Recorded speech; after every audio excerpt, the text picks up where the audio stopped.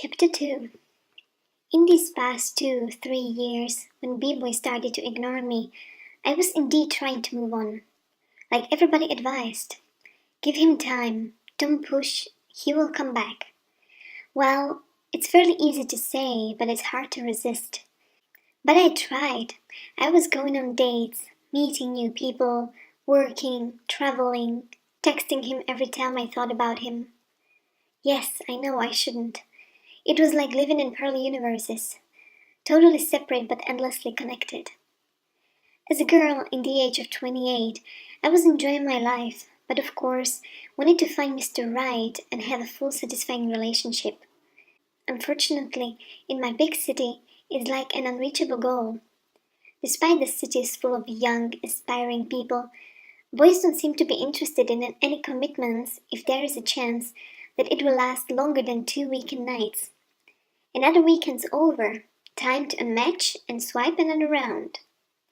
Boys are literally showing how unreachable and free they are, how they are not bounded, how they travel a lot, party a lot, work at different places and countries, clearly showing that they are too cool to be reached.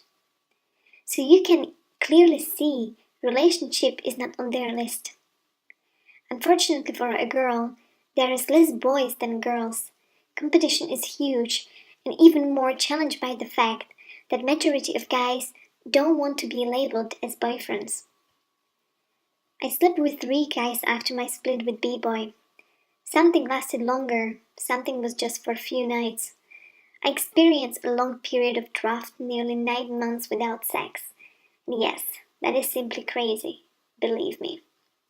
I understand that it was partially my decision, and partially it was simply by the fact that there was no one around who would be somehow special, or at least interesting, or who would also show his interest. And believe me, I would not invite a random guy just to satisfy my needs. Honestly, usually they have no idea how to turn me on. B-Boy was special. Everything worked like magic. I'm sure I'm talking for so many girls right now. We have super dating apps. We're online 24/7. We are connected more than ever, but still, we are so alone. One-on-one flirt almost doesn't exist. Boys are scared or simply don't know how to do it.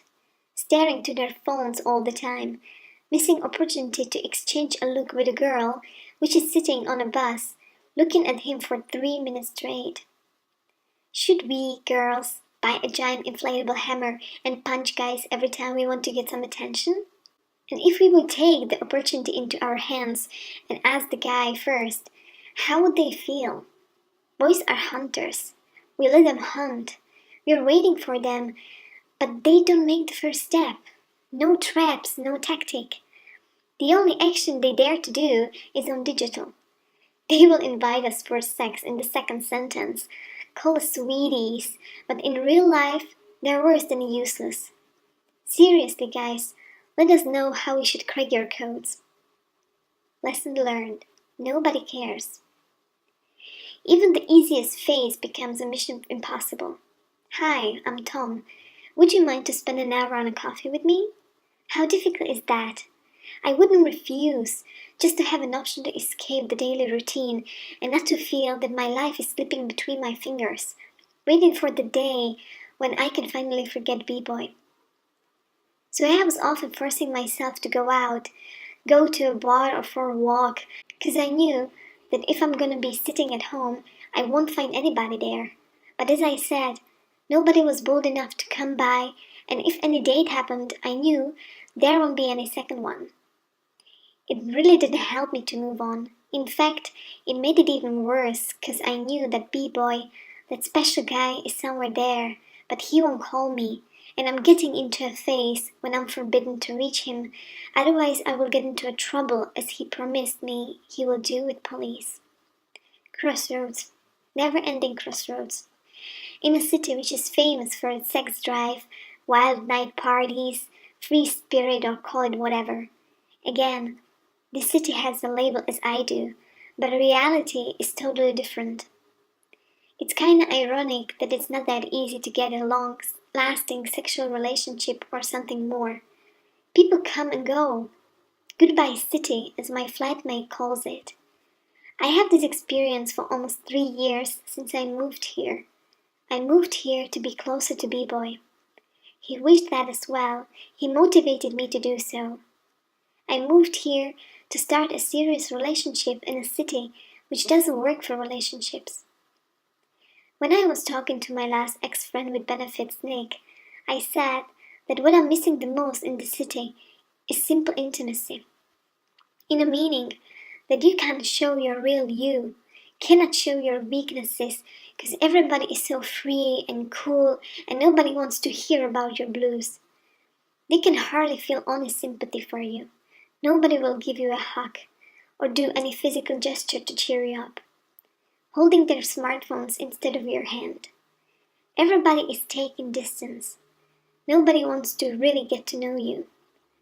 I don't feel like I can fully uncover me and put myself into hands of somebody who will care, who will understand me on an elementary level of simple, comforting feeling. With B-Boy, we clicked almost in a second. It was this dazzling feeling which vibrated every part of my body. I could feel that something special came into my life, that I found my comfort zone, once again, and so effortlessly. Now without him, I'm just starving. Want to feel that feeling again and rest my body on somebody else who would recharge my inner batteries so that I can go on.